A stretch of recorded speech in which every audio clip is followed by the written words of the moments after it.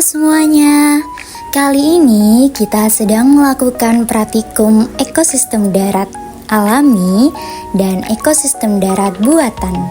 Yang kita amati adalah hutan dan sawah.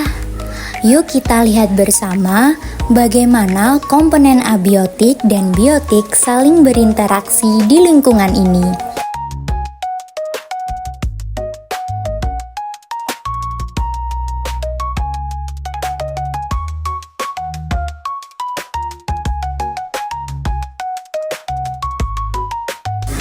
Sekarang kita amati dulu komponen abiotik atau unsur tak hidup di ekosistem hutan. Hari ini cuacanya cerah. Cahaya matahari tampak menembus pepohonan dan membantu proses fotosintesis tumbuhan.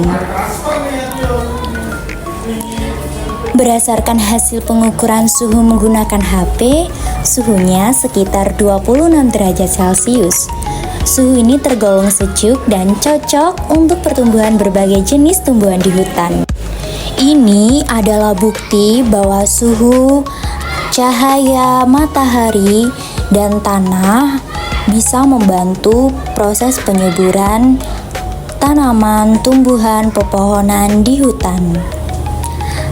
Nah, ini tanah di hutan. Jenis tanah umumnya tanah humus, yaitu tanah yang subur karena banyak mengandung sisa-sisa daun dan makhluk hidup yang telah membusuk. Tanah ini sangat baik untuk pertumbuhan pohon dan tumbuhan lainnya.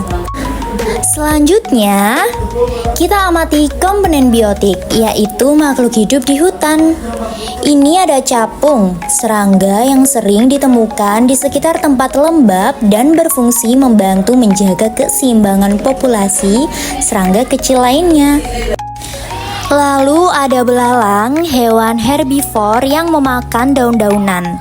Belalang termasuk konsumen pertama dalam rantai makanan. Berikutnya semut, hewan kecil yang hidup berkoloni dan membantu menguraikan sisa makanan di tanah. Selain itu, di sekitar hutan juga ada kambing dan sapi. Keduanya termasuk hewan herbivor yang memakan rumput dan dedaunan.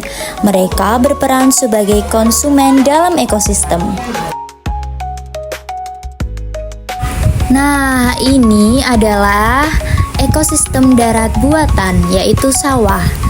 Ekosistem yang dibuat dan dikelola oleh manusia untuk memenuhi kebutuhan hidup, terutama sebagai tempat menanam padi dan tanaman lain. Suhu udara di sini terasa hangat, sekitar 29 hingga 31 derajat Celcius.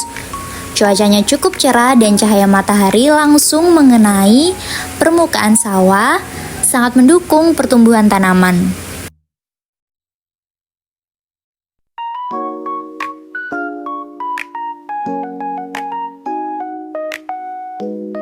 Kondisi tanahnya lembek dan basah karena sawah mendapatkan air dari saluran irigasi.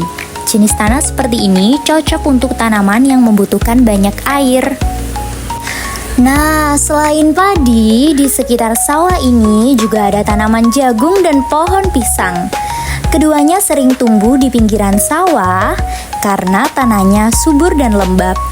Ini menunjukkan bahwa ekosistem sawah tidak hanya ditumbuhi satu jenis tanaman saja, tetapi juga memiliki keanekaragaman tumbuhan lain.